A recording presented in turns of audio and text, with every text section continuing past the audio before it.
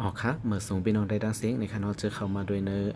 คลิปของข้าเฮาในคะเนาะ YouTube ในคะเนาะ SKL Video ในคะเนาะอ๋อครับอ่าเมื่อส่งกูก้นในคะเนาะไล่เอาขึ้นมาก็หึงเงี้ยวในคะเนาะอ๋อครับเมื่อในก็เขาเดี๋ยวมีฟงวีโก้ในคะเนาะมาล่างเครื่องในพี่น้องเขาในคะเนาะว่าเฮ็ดจังหือล่างในคะเนาะอ๋อครับอืมเข้ามาเข้ากันในก็บ่แค่อยู่เลยนี่ค่ะเนาะอ๋อครับอันนี้ก็สั่งซื้อว่าเผยเข้ามาแล้วนะคะเนาะอันไปเลยติดตาม Subscribe นี่ก็อย่าลืมติดตามปันสิกรรมนะคะเนาะดีแรงๆเนี่ยใต้คลิปวิดีโอนะคะเนาะ Subscribe นะคะเนาะติ๊กแชร์ปันกะลีนะคะเนาะอ๋อค่ะอันนี้ก็จะเป็นวิโก้นะคะเนาะดีมีปัญหาอยู่นะคะเนาะมันซึ่งหนังว่าพี่น้องเขาซื้อฟงวิโก้มาเจอนะคะเนาะมันซึ่งในนะคะเนาะแล้วก็ลืมหมายลับนะคะเนาะมันซึ่งในค่ะเนาะลืมหมายลับนะคะเนาะใส่อำถูกนะคะเนาะแล้วก็ใช่ไหมคะเนาะพี่น้องเขาเข้าไล่นะคะเนาะจึงในมีปัญหาจึงในเดเฮ็ดซึ่งหือนะคะเนาะโอเคอันนี้ก็เขาเข้ามาด้วยกันนะคะเนาะอันนี้จะเป็นวีโก้ซันนี่3 plus นะคะเนาะอันนี้ก็เนาะอันนี้จะเป็นวีโก้ซันนี่3 plus นะคะเนาะอันนี้ก็เขาดีมาล่างเครื่องนี้พี่น้องเขาเนี่ยค่ะเนาะสังเกตว่าพี่น้องเขามันคำต้องรหัสนะคะเนาะแล้วก็เขาล่างเครื่องใช่ไหมคะเนาะเขาขาดเดชจึงหือในนั้นค่ะเนาะเขาคำมาด้วยจอมกันนะคะเนาะอันนี้ก็อันดังสุดพี่น้องเขาเดลัยเอาปิดเครื่องสีนี่ค่ะเนาะเอาเป็ดฉีงออกนะคะเนาะเอาหมักฐานมันออกก่อนนะคะเนาะจึงหนังข้าวเฮ็ดมาไกลนั่นนะคะเนาะเอาฐานมันออกสีก่อนนะคะเนาะเปิดฝาลังมันเสียเอาออกนะคะแล้วก็ นั่นนะคือมันเด็กเข้ากว่าดีในโหมดการรีเซ็ตนะคะเนาะแฟตทรีโหมดนะคะเนาะโหมดอันนั้นในเฮาขาดที่เข้าซึ่งพวกเป็นซัมซุงนะคะเนาะจึงในเฮาขาดเลยเด็กปันดีอ่าอ๋อค่ะพี่น้องเขาก็ได้เลยปิดเครื่องมันนะคะเนาะแล้วก็ได้เลยเสียบสายชาร์จนะคะเนาะสายดีนะคะเนาะอันนี้ค่ะเขาตัวปลั๊กไฟไว้นะคะเนาะอันนี้เขาได้เสียบสายชาร์จเสีนะคะเนาะเขาดีโหมดมันนะคะเนาะโหมดแฟตทรีรีเซ็ตโหมดนะคะเนาะอันนี้ได้เสียบตั้งหัวนะคะเนาะอ๋อค่ะอันนี้เห็นไหมคะเนาะบ่เป็นซัมซุงเนี่ยได้ก็เขาขาดได้เลยเต็กปุ่มปาวาให้ยก็ได้เลยเต็กขึ้นเสียงก้วยนะคะเนาะเขาขาก็ได้เข้ากับดีโหมดมันไรนะคะเนาะก้วยกะอันนี้เฮ็ดสนับไรนะคะเนาะนั่นคือพวกเขาคาดีเข้ากับดีเนอร์หมดล่างเครื่องนั่นนะคะเนาะวิโก้ซันนี่3 plus นะคะเนาะอันนี้ก็เขาคาเต็กดีอันขึ้นเสียงไว้นะคะเนาะอันนี้จะเป็นปาวานะคะเนาะแล้วก็อันนี้ลงเสียงแล้วก็ขึ้นเสียงนะคะเนาะเต็กขึ้นเสียงไว้นะคะเนาะเต็กเจไว้นะคะเนาะแล้วก็เสียบสายชาร์จมันเข้านะคะเนาะสายซองไฟนะคะเนาะนะครับ เจไว้จังไหนคะเนาะไฟดีแรงๆไว้จังไหนคะเนาะอันนี้ก็ข้าวติ๊กเจไว้จังไหนฮะกับมันเด็กเข้ากับดีหมุดของมันทางกล้วยมันเลยฮะเนาะ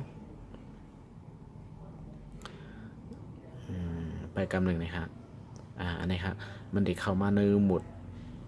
ขึ้นมาโลโก้วิโก้นี่ฮะเนาะเอาค่ะอันนี้ครับติ๊กขึ้นเสียงอันเร็วกว่านี่ค่ะเนาะแล้วก็อันนี้ถอดสายไล่ออกนี่ค่ะเนาะถอดสายไล่นี่ค่ะเนาะอันนี้ก็จะเป็นของวีโก้นี่ค่ะแต่ละเฮ็ดจังไดนี่ค่ะเนาะเสียบสายมันเสียเด็กขึ้นเสียงนี่ค่ะเนาะขึ้นเสียงเร็วๆนี่ค่ะเนาะแล้วก็ มันเด็กเข้ามาในโหมดอันไหนนะคะเนาะเพราะว่าเข้ามาในโหมดอันไหนในได้พี่น้องเขาเหมือนเจ้าหนังยามล่างซัมซุงว่าสังหวะเจ้าไหนนะคะเนาะฮาร์ดรีเซ็ตนะคะเนาะ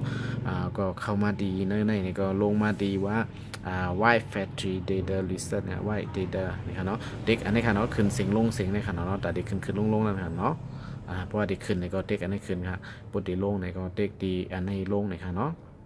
ตอนตาฟงมิกวิโก้นะคะเนาะเข้ามาดีแถวที่5นะคะเนาะที่เป็นwipe data factory reset นะคะเนาะเพราะว่าลึกถึงที่ไหนเนี่ยก็เขาก็เด็กเป็นดีปาวานี่ค่ะเนาะก็เด็กโอเคนะคะเนาะพอมาถึงที่ไหนเนี่ยมันติดถามเขาแทงกัมว่าจงเตเฮ็ดนะคะเนาะเขาก็เด็กลงมาตั้งแต่ไหนนะคะเนาะเด็กลึกเป็นว่า yes นะคะเนาะเขาก็ยกเด็กโอเคดีในดีปาวาแทงกัมนะคะเนาะโปรเย่าเนี่ยก็มันก็ดีล่างเครื่องมัน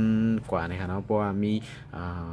แอปน้ำนี่ก็มีแคปหางว่าวิดีโอจะได้นำเนี่ยมันก็ดีล่างถึงอีกหนึ่งนะครับเนาะเดี๋ยวก็บอกว่าเฮาคาแถวที่5ยาเฮาคาก็มาดีขึ้นแถวที่1นะครับเนาะเฮาคาก็เต็กดีอ่า reboot system now นะครับเนาะยก็เต็กโอเคนะครับเนาะเต็กภาวะนะครับเนาะ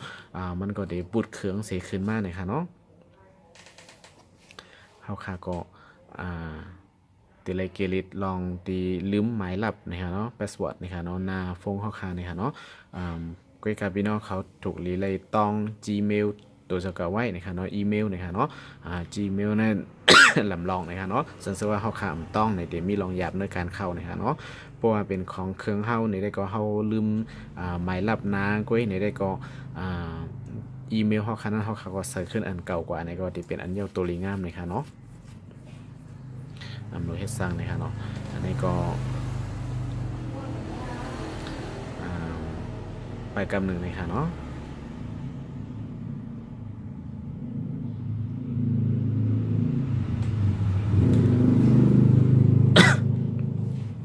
นี่ก็ฝากถึงนะครับเนาะว่าลองหาเงินใน YouTube ว่าลองพงนะครับเนาะเดี๋ยวก็ลองตัวทบตั้งหันซึ่งฮื้อนี่ก็มีที่เอาขึ้นมาเป็นใน YouTube อยู่ดาเสียนะครับเนาะสั่งซื้อว่าเผอเลยคำว่าตัวเย้ามีพอนลีนี่ก็อย่าลืมติ๊กติดตามนะครับเนาะ Subscribe นะครับอันนั้นก็ติ๊กไลค์ติ๊กแชร์ไว้ปันก็ลีนะครับเนาะเดี๋ยวก็แชร์ปันได้ก็เข้าคาอันไปไล่กดไลค์ไว้ฉะนั้นก็เข้ามาไล่นะครับเนาะเป็นอันยินจมอย่างนำนะครับเนาะเอาค่ะเพราะว่าเขามาดีในนะครับเนาะพี่น้องเขาคือรู้ตังเสียกว่าเขาก็ยังนะครับเนาะแค่เลือกภาษาอันแล้วก็ไล่นะครับเนาะว่าไทยว่าอังกฤษนะครับเนาะอันนี้ก็เขาที่เอาภาษาอังกฤษก่อนนะครับเนาะเดี๋ยวก็เด็กเขาก็เด็กดีสตาร์ทนะฮะเดี๋ยวก็มาดีใน2ดีใส่ซิมนะครับเนาะสังเกตว่าพี่น้องเขาใครใส่ก็ใส่นะครับเนาะอันใบใครใส่ในก็สกิปเลยนะครับเนาะข้ามกว่าก่อนนะครับเนาะสกิปนะครับเนาะแล้วก็เดมีแทงดีในนะครับเนาะ Wi-Fi นะครับเนาะWi-Fi ในเพราะว่าพี่น้องเขาติด Gmail ไว้ในมันเนี่ยก็ดีเลยใส่Wi-Fi สีจงดีกว่าไล่นะครับเนาะดีคำดีว่าสกิปเนี่ยไล่นะครับเนาะอันนี้มันติด Gmail นะครับเนาะGmail เอาออกเย้านะครับเนาะย้อนเป็นอะไรมันใส่ Wi-Fi ก็ไล่นะครับเนาะสังเกตว่าพี่น้องเขาไล่ใส่ Gmail ไว้ในมันเอาออกในนั้นไปแล้วเอาออกในฉะนั้นมันดีให้เขาคาใส่ Wi-Fi มิวเร็วนะครับเนาะอันนี้ก็ดีข้ามดีกว่าก่อนนะครับเนาะ skip นะครับเนาะ continue อันนี้ก็เปิด1 กรัมเลยครับเนาะเดี๋ยวก็ดีในข้าวยำในตั้งก็ไรนะครับเนาะเป็นสั่งเลยครับเนาะเอาค่ะก็ติ๊กแนกนะครับเนาะเดี๋ยวก็ดีในซื้อนะครับเนาะซื้อฟงเข้าคานะครับใครใส่ซื้อเข้าคาก็ไรนะครับเนาะเพราะว่าเข้าคาเป็นฟงเข้าใจดีใจนะครับเนาะอันนี้ก็ใส่ซื้อไรนะฮะดีในมันใส่ก็ติ๊กคำกว่าไรอยู่นะครับเนาะเดี๋ยวก็ดีในมันถามเขาว่าจ่องเดตั้งไมล์ลับพาสเวิร์ดนะครับเนาะเพราะว่าใครตั้งในก็ตั้งดีในนะครับเนาะอันนี้แปดแตนนี่ได้เป็นเอามือหลักเอานะครับเนาะเดี๋ยวก็จะเป็นพินนี่นั่นจะเป็นตัวลิก1 2 3 4นะครับเนาะเดี๋ยวก็พาสเวิร์ดอันนี้มันจะมีตัว ABC ให้เดี๋ยวก็ตัวเป็นตัว1 2 3ล้อเลขกันนะครับเนาะพาสเวิร์ดนะครับสังเกตว่าใครตั้งในก็ตั้งอะไรดีในนะครับเนาะเดี๋ยวก็สังเกตว่าไปตั้งในก็ติ๊กดีในนะครับเนาะ not now นะครับเนาะไปเจอเมื่อเลี้ยวนะครับเนาะแล้วก็ skip anyway นะครับเนาะดีในนะครับเนาะไปใส่นะครับเนาะไม้ลับนะครับเนาะแล้วก็ติ๊กดีมอนะครับเนาะแล้วก็ติ๊กดีมอในแทงนะครับเนาะดีเลยอ่านทั้งหมดนะครับเนาะแล้วก็ agree นะครับเนาะดีเลยตกลงยอมรับนะครับเนาะเงินใครนะครับเนาะลองสั่งเสียงว่านะครับเนาะเอาค่าก็ดีเลยตกลงยอมรับกูอันนะครับเนาะสังเกตว่ายอมรับนี่ก็มันเต็มปันเฮาค่าเจอพงเขานะครับเนาะอันนี้เป็นลองเจ้าของกงมณีฟงเบิร์นนะฮะเนาะยกที่ในที่มีว่าล็อกอินนะฮะเนาะสังเกตว่ามีบัญชีเนี่ยอันแอคเคาท์ของวิโกไว้นี่กันเนาะผมมีนี่ก็คำกับอะไรนี่ฮะเนาะเด็กแนกนะฮะเนาะยกที่ในจะเป็นว่าผู้หญิงนั้นผู้จ่ายนะครับเนาะใส่ก็ไล่ใส่ก็ไล่นะครับเนาะอันนี้ก็ข้ามกว่าก็ไล่นะครับเนาะสมมติว่าเขาขายเป็นก้นจ่ายนี่ก็ใส่เลือกก้นจ่ายดังเหนือในผู้หญิงนี่ก็เลือกผู้หญิงดังในนะครับเนาะอันนี้เขาที่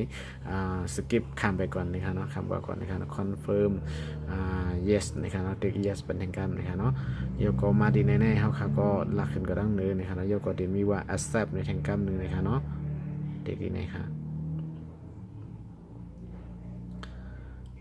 อันนี้ก็เป็นอันเย้าตัวลิงามนะครับเนาะเข้ามาในนาฟงวิโก้เฮาไลนะครับเนาะค่ะอันนี้ก็สังเกตว่าเผยลืมหมายลับนาฟงนะครับเนาะก็เฮ็ดจังไหนเสล่างเครื่องวิโก้นะครับเนาะ Sunny 3 plus นะครับเนาะที่เป็นรุ่น Sunny 3 plus นะครับ about phone นะครับเนาะอันนี้ค่ะเนาะ จะเป็นโฟงวิโก้จึงว่าให้ก็โมเดลนะครับเนาะ WK W นะครับเนาะ K 200นะครับเนาะอันนี้จะเป็นSunny 3 Plus นะครับเนาะอันนี้ไปมีนะครับเนาะอ๋อค่ะอันนี้ก็จะเป็นลายล่างเครื่องนะครับเนาะ Vigo Sunny 3 Plus นะครับเนาะมาส่งกูกลนะครับเนาะยินจมขอบใจที่เข้ามาด้วยในคลิปในของข้าเฮานะครับเนาะเหมือนส่งค่ะ